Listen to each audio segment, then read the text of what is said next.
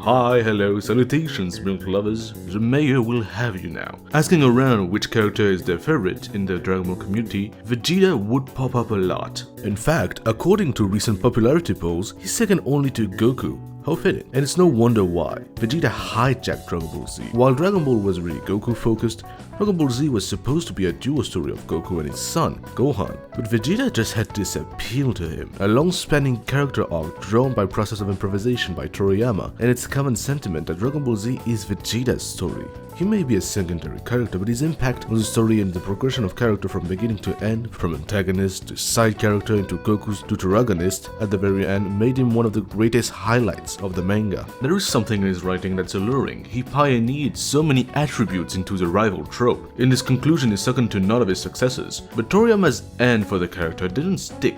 As we all know, other shows, video games and spin-off mangas adapted the series, and a lot of them gave a continuation to Vegeta's character to varying results. And none of them managed to follow through with Vegeta's character development, although they all tried. Despite how hard it seems to go past Vegeta's conclusion in a satisfying manner, I want to give each of these adaptations their flowers. And this is why today we'll round up the 3 major shows that came out after Z to find out who did what good and which of them is the best post-Z Vegeta of them all. To try and make this fair, I'll focus on a few elements to note about each adaptation, and for this, we need to backtrack to Vegeta's original character arc to see what factors were at play, so we can evaluate how well they were expanded upon, if they were even taken into account. Vegeta began as the top of the mountain for early Dragon Ball. We couldn't fathom anyone being stronger than him, and it's easy to see why. Goku, the Saiyan runt, had to face the top of the top, the super elite. Vegeta was humiliated by the combined effort of the Earthlings. He who valued lone power was taken aback by the sheer will to protect and avenge one another that the Earth Warrior proved. Afterwards, we discover Vegeta's actual ranking, his struggles in the ranks of the army he is forced to be a part of, with his own rival and superiors. We also learn that he is super elite for a reason. He is not only noble, but born heir to the throne of the decimated Saiyans. He rises up the food chain, learning from the Earthling while battling both sides of the conflict as a lone chaos factor, before being relatively paired with the humans to fight bigger threats. Not only that, but Kakarot, the lonely Saiyan that needed the speeds to defeat him, is now leagues above him. A new goalpost entered his life, and he failed pathetically to reach it. After Frieza's death, he belonged nowhere, and so stayed on Earth for the sole objective of seeing Kakarot again one day, the only thing remaining in his life. And the sight of another Super Saiyan, while humiliating at first, passed through him the knowledge necessary to access it at last, and finally get a hold of its threatened pride. For about 2 minutes, but he thinks he knows why. Something awaits beyond Super Saiyan, and Goku knows it too. Once thought to be achieved, his pride was unchallenged again, but this time it wasn't the low-class Saiyan who bested him, nor the Galactic Emperor or masterpiece of engineering. It was himself. He caused his own downfall through his pride. There was no mistake.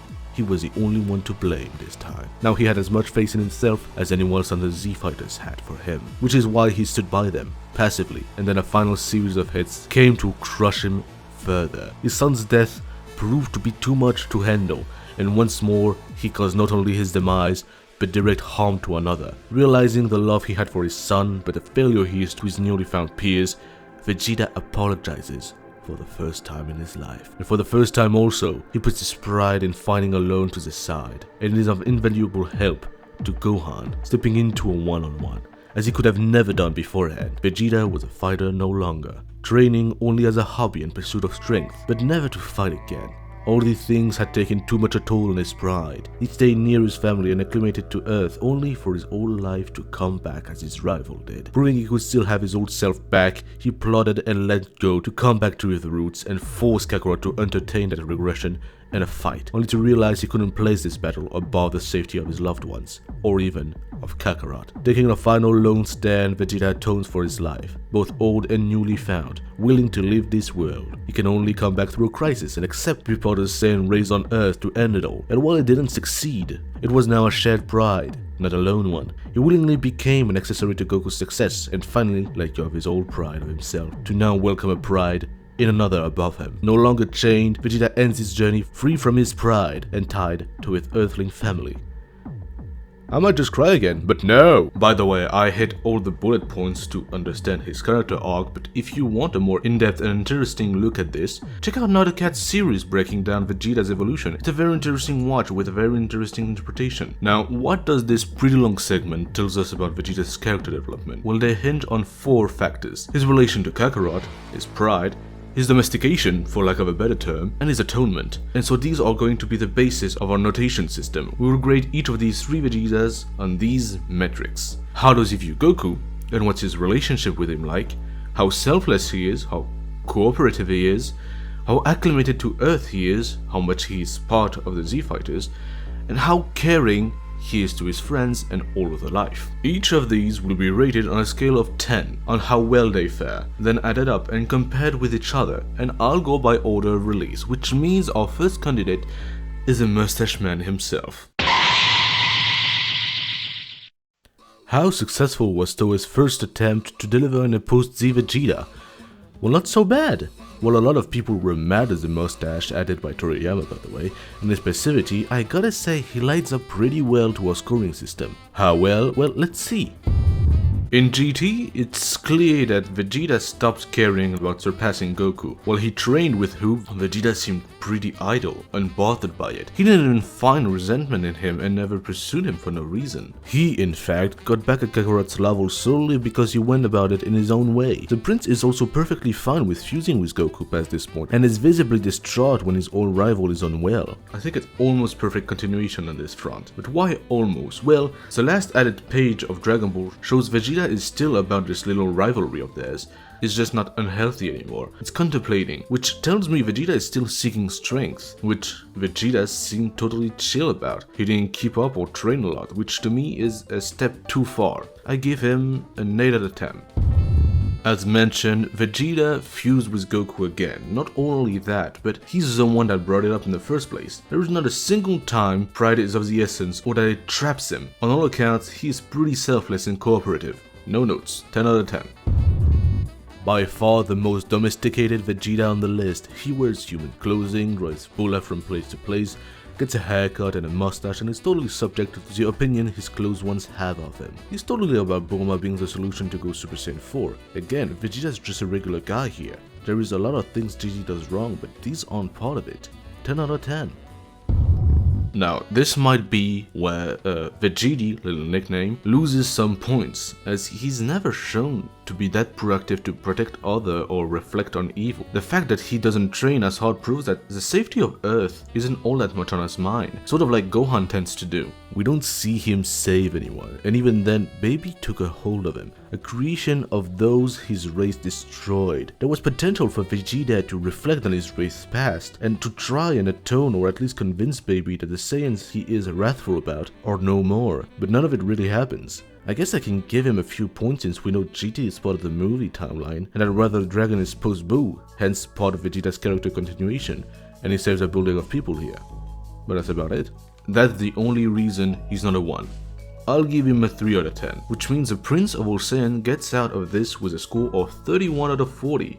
It's gonna be hard to compete against that. Let's see how Dancing Vegeta ranks up against him. The revival era of Dragon Ball brought us another attempt at Vegeta to go past Z, nearly the 10 years after Boo. Now, after all of those years to reflect, did they get the formula? Let's see.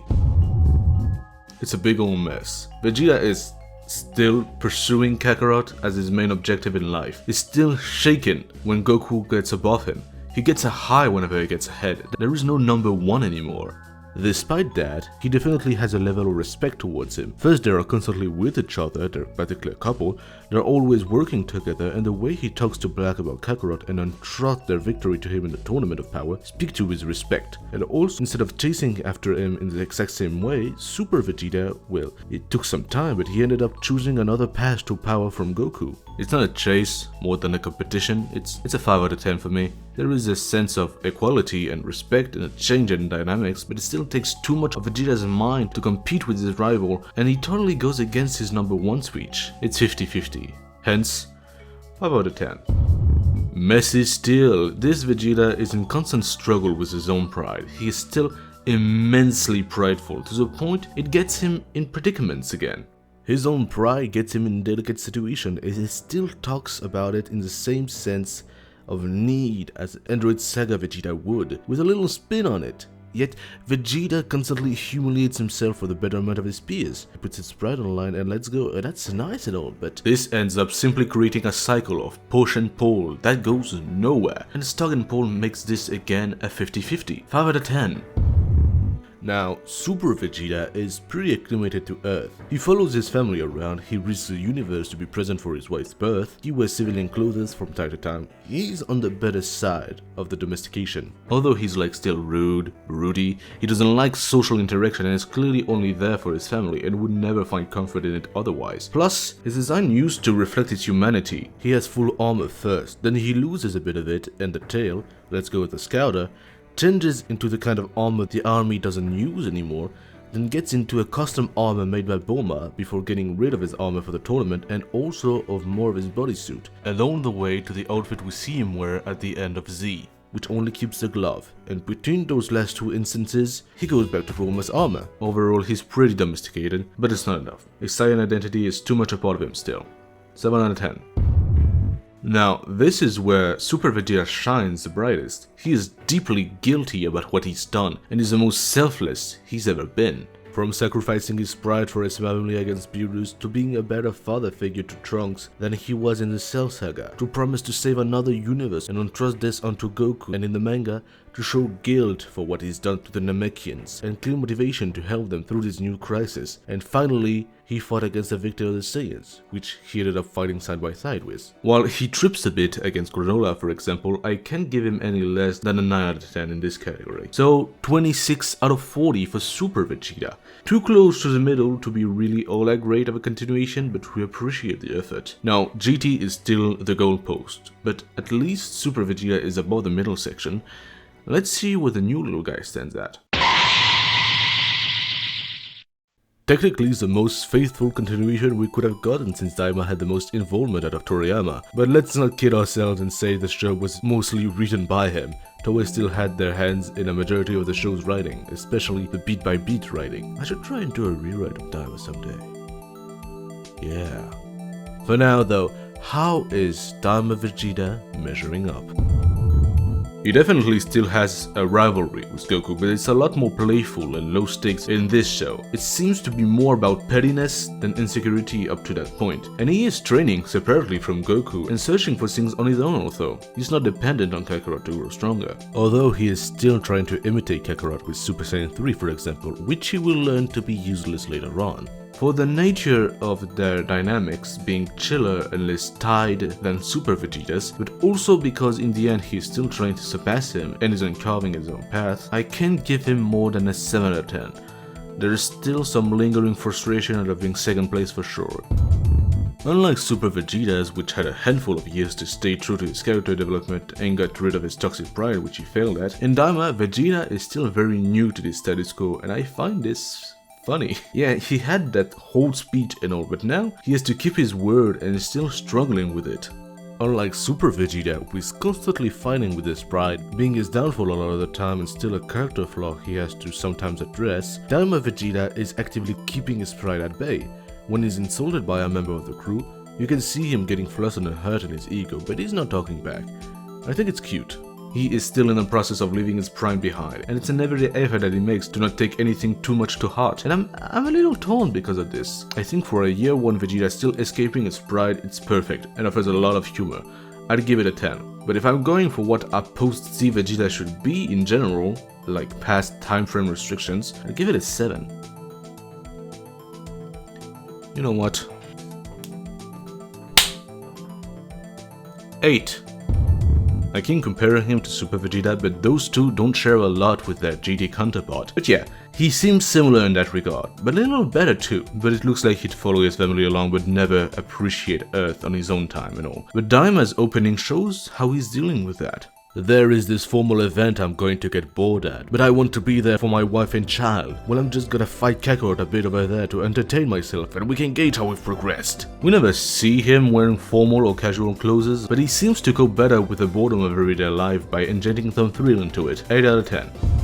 Like GT Vegeta this time around, our little guy doesn't show any real feats showcasing his guilt or his altruism towards others. He does partake in saving a few people, but there is nothing to speak towards how this guy is a hero now or anything, which is why I'll give him the same 3 out of 10, which means this fella ends up at 28 out of 40. Not bad. With that, he makes it to second place, just 2 points above Super Vegeta, who's staggering too much, and a little under GT Vegeta, who gets first place. Now, it's a shame that we don't see more out of him in this show, and that the one we've seen the most of is in third place. And also, to be fair, there are a lot worse shows and video games adapting the Principal Saiyans worse than Super, but I'm simply telling up the 3 main continuations. Vegeta, little nickname again, is all around the most accustomed to Earth life and the one who's dealt with all issues of pride and rivalry with Kakarot, but even he is flawed. He doesn't show any interest to keep getting stronger and or being a hero, and he's still almost 10 points away from a perfect score.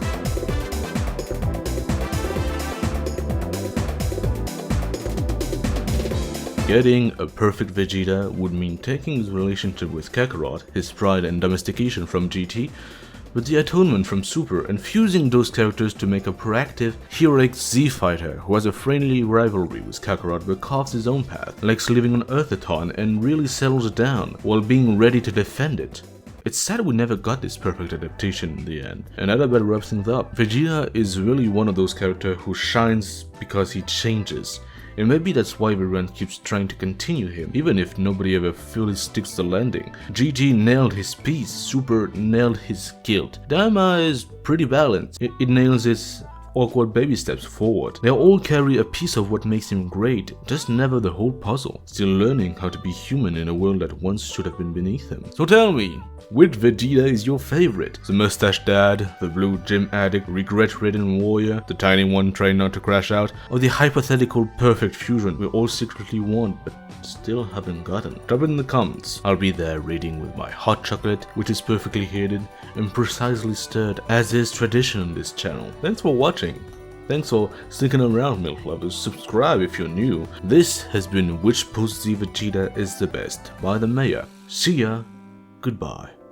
Farewell.